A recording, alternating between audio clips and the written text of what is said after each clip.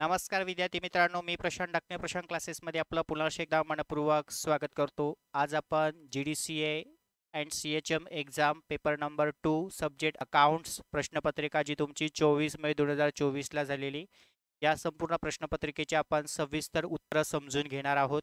जे तुम्ही आता परीक्षा अटेम्प्ट केली आहेत, प्रत्येकाने आपली उत्तरं करेक्ट आली आहे का याची पुन्हा खात्री करून घेणं गरजेचं आहे. आणि सगळ्यात महत्त्वाचं, जर तुम्हाला व्हिडिओ मनापासून आवडला तर लाईक मात्र नक्की करा. व्हिडिओ शेवटपर्यंत बघा, संपूर्ण प्रश्नांची उत्तरं व्यवस्थित समजून घ्या. ओके, चला वन बाय वन कन्सेप्ट आपण या ठिकाणी आता स्टार्ट करूया. यामध्ये सगळ्यात महत्त्वाचं तुमचं फायनल अकाउंट होतं 30 मार्कला. यामध्ये तुम्हाला ट्रेडिंग अकाउंट्स प्रिपेअर करायचं होतं, म्हणजे बनवायचं होतं. यामध्ये सूरज कॉपरेटिव्ह सोसायटी तुम्हाला प्रॉब्लेम्स दिलेला होता ट्रायल बॅलन्समध्ये. TR CR प्रत्येकाने लिहिलं.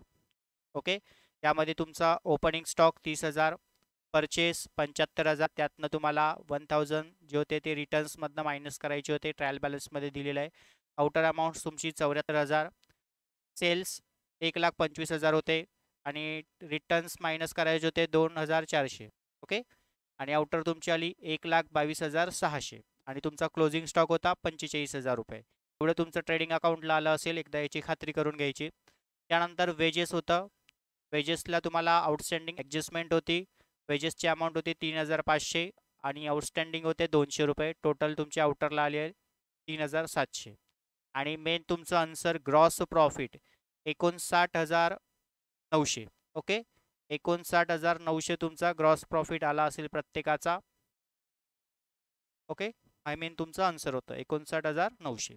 त्यानंतर प्रॉफिट अँड लॉसमध्ये तुम्हाला तोच ग्रॉस प्रॉफिट क्रेडिटला ट्रान्सफर करायचा होता, कारण प्रॉफिट आला आहे म्हणून 59,900. त्यानंतर क्रेडिट साईडला प्रॉफिट अँड लॉसच्या डिस्काउंट रिसिव्ड जो तुम्हाला ट्रायल बॅलन्समध्ये दिलेला होता क्रेडिट साईड, तो तुम्ही 1,000 तिथे लिहिले. त्यानंतर इन्शुरन्सवरती ॲडजस्टमेंट होती प्रीपेडची 400 रुपये, ते तुम्हाला लेस करायचे होते आणि त्याचा सेकंड इफेक्ट बॅलन्स शीटला ॲसेटला द्यायचा होता. ओके, त्याची आउटर अमाऊंट येणार 2,400. बाकी कॉमन होतं सन्ड्री एक्सपेन्स, सॅलरी, डेप्रिसिएशनमध्ये मशिनरी आणि बिल्डिंगवरती तुम्हाला पर्सेंटेज दिले होते, त्यानुसार तुम्ही त्याचा सेकंड इफेक्ट P&Lच्या डेबिटला दिलेला. त्यानंतर travelling expense, advertisement, bad debts, new bad debts आणि डिस्काउंट, एवढे तुमचे प्रॉफिट अँड लॉसच्या डेबिटला शो झाले पाहिजे होते. आणि त्याचा जो नेट प्रॉफिट आहे, तो नेट प्रॉफिट तुमचा 45,100 आला पाहिजे होता. हे तुमचं आन्सर असणार आहे. नेट प्रॉफिट 45,100 एवढं करेक्ट आलं असेल तर तुमचा trading account, profit and loss account tally. त्यानंतर तुमचं बॅलन्स शीट. सगळ्यात महत्त्वाचा पॉईंट आपला बॅलन्स शीटचा असतो. बॅलन्स शीटला कॅपिटल लिहिणं आवश्यक आहे लायबिलिटीला. त्यामध्ये तुमचा जो नेट प्रॉफिट आला 45,100 तुम्ही यामध्ये ॲड करायचा. त्याची टोटल आली पूर्ण 1,25,100 आणि त्यामधून तुम्हाला ड्रॉविंग्स जे दिलेलं होतं ट्रायल बॅलन्सला, बरोबर, तर ते तुम्हाला इथनं मायनस करायचं होतं. फक्त त्याचा एकच इफेक्ट होता. 21,000 रुपये मायनस करून 1,04,100 तुमचं कॅपिटलची टोटल आली लायबिलिटी साईडला. त्यानंतर सन्ड्री क्रेडिटर 30,000, बँक ओव्हरड्राफ्ट 10,000 आणि आउटस्टँडिंग वेजेस जो तुमचा ट्रेडिंग अकाउंटचा सेकंड इफेक्ट इथे, बरोबर, एवढंच तुम्हाला लायबिलिटीला त्या ठिकाणी लिहायचं होतं. आणि फिक्स ॲसेटमध्ये बिल्डिंगवर तुम्हाला 5% कॅल्क्युलेट करायचे होते आणि याचा आपण सेकंड इफेक्ट P&Lच्या डेबिटला दिलेलाच आहे, बरोबर. आता हे मायनस करून तुमची जी आउटरला अमाऊंट आली 34,200, मशिनरीची 13,500. ओके, क्लोजिंग स्टॉकचा सेकंड इफेक्ट आपला इथे आला. सन्ड्री डेटर्स तुम्हाला ॲडजस्टमेंट होती, मायनस करायचे होते. ओके, येस, त्याची जी अमाऊंट आहे 45,000 रुपये. त्यानंतर फर्निचर, इन्शुरन्स प्रीपेडचा सेकंड इफेक्ट आणि कॅश बँक. ओके, ते कॅश ॲट हँड पाहिजे, कॅश इन हँड पाहिजे. ओके, 1,200 रुपये अशी टोटल तुमची ॲसेटला आली पाहिजे होती सगळी अमाऊंट ही. आणि तुमचं टॅलीचं जे आहे ते 1,44,300ला तुमचं अमाऊंट टॅली होते. 1,44,300, 1,44,300ला ज्यांचं टॅली असेल पहिला क्वेश्चन त्यांचे 30 मार्क त्या ठिकाणी कन्फर्म, एवढं लक्षात असू द्या. ओके, पर्यंत पॉईंट क्लिअर झाले प्रत्येकाला. हे खूप महत्त्वाचं आहे, व्यवस्थित समजून घ्या. त्याच्यानंतर तुम्हाला क्वेश्चन नंबर 3, आपण प्रॅक्टिकल क्वेश्चन बघतोय सगळे. क्वेश्चन नंबर 3 मध्ये तुम्हाला ए सेक्शनला BRS होतं, बँक रिकन्सिलेशन स्टेटमेंट 10 मार्कसाठी.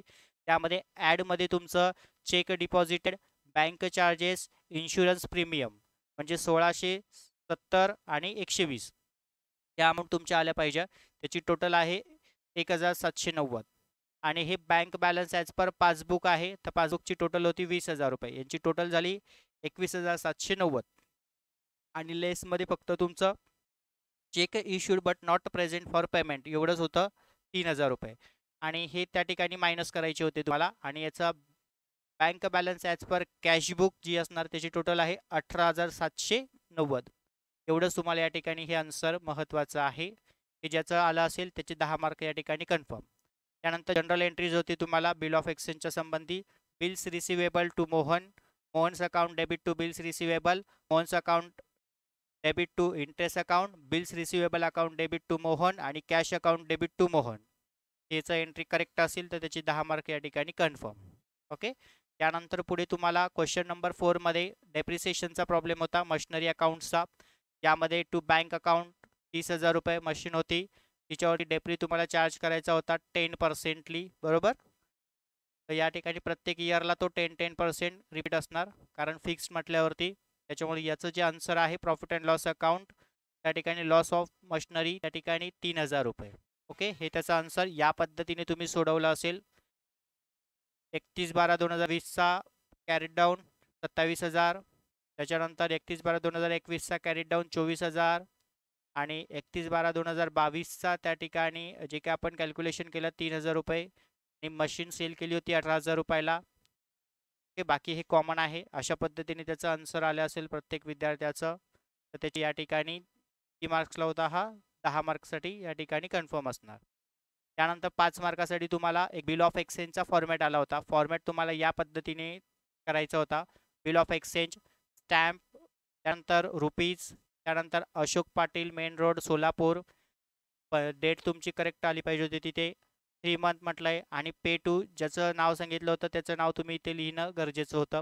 त्याच्यानंतर 5,000 या पद्धतीचा ॲक्सेप्टेडचा फॉर्मॅट, स्टॅम्प, SD आणि इथे 2 या पद्धतीने तुमचं फॉर्मॅट त्या ठिकाणी पेपरला आलं पाहिजे होतं. याचे 5 मार्क कन्फर्म असणार. ज्या विद्यार्थ्यांनी या पद्धतीने सॉल्व केलं असेल त्याचे 5 मार्क इथे कन्फर्म.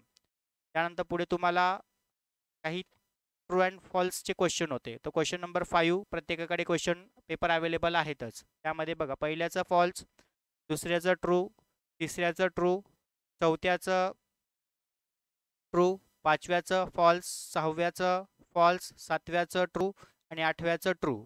ओके. या पद्धतीने तुमची त्या ठिकाणी आन्सर आले पाहिजे होते सर्व 8 मार्क्सला. त्यानंतर बी मध्ये तुम्हाला मॅच द पेअर्स होते. तर यामध्ये पहिल्याचं आहे कंपल्सरी फ्रॉम 1 एप्रिल 1991.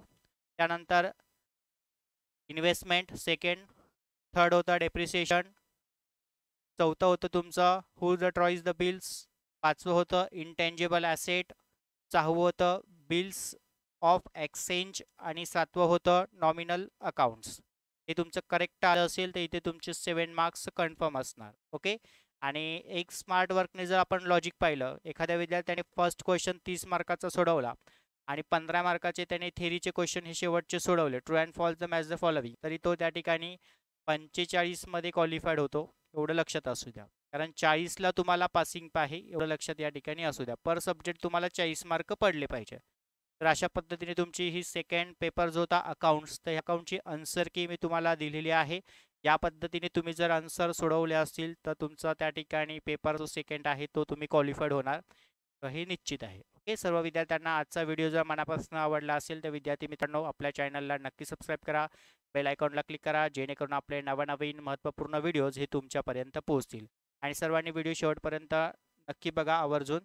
आणि जर एखाद्याचा स्क्रिप्ट झाला असेल तर पुन्हा त्याने जाऊन त्या ठिकाणी व्हिडिओ व्यवस्थित क्लिअरपणे बघून घ्या. सर्व विद्यार्थ्यांना पुढील त्यांच्या शैक्षणिक वाटचालीसाठी हार्दिक शुभेच्छा. धन्यवाद.